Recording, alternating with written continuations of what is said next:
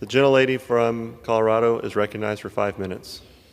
Mr. Speaker, this shouldn't be a controversial topic, and my hope is that folks on both sides of the aisle will be able to support this common sense amendment.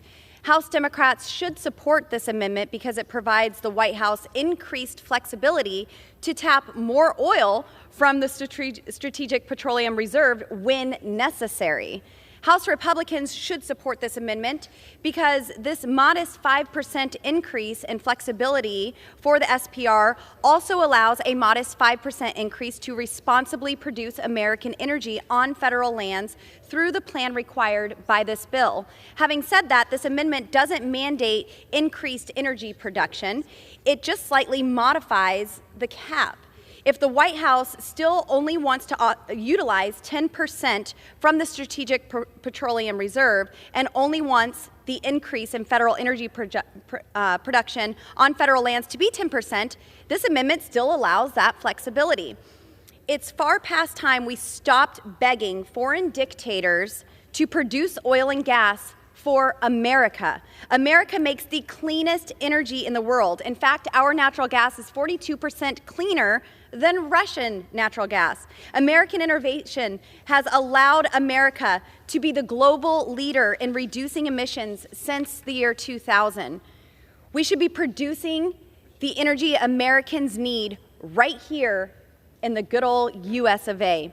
Yet, on President Biden's watch, we've seen a 40% increase in gas prices. In order to help combat their significantly flawed energy strategy, the White House raided the Strategic Petroleum Reserves by more than 40%. My amendment prevents this type of abuse while slightly increasing the amount of oil that can be drawn from the Strategic Petroleum Reserve during an actual emergency, like President Trump did. The root causes of this record-breaking inflation were trillions of dollars of wasteful spending federally and unnecessary attacks on American energy. The Biden administration waged an all-out war on American energy production. Biden shut down the Keystone XL pipeline on day one of his administration, imposed new rules to block pipeline projects, canceled oil and gas leases on millions of acres in Alaska and the Gulf of Mexico, suspended oil drilling leases in a small sliver of the even though Congress passed a law for this very purpose.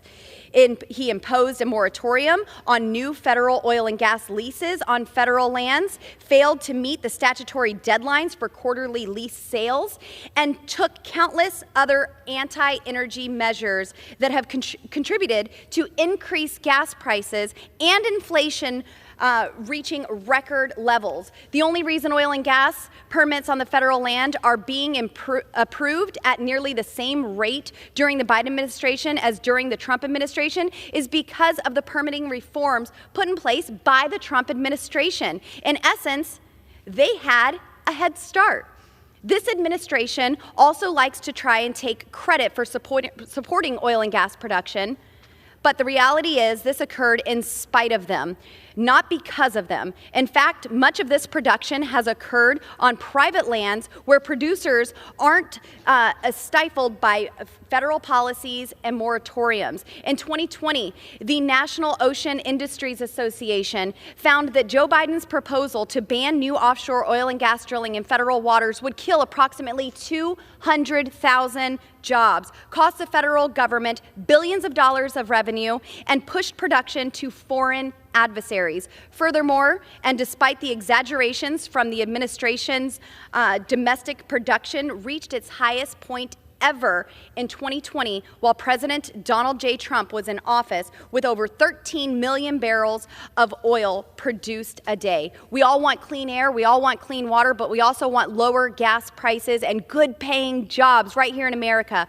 We can have it all as responsible energy production and conservation are not mutually exclusive goals. My amendment strikes the right balance. Again, it allows for responsible emergency use of the Strategic Petroleum Reserves while also allowing for responsible American energy production on federal lands. I urge adoption of this amendment, and with that, Mr. Speaker, I yield.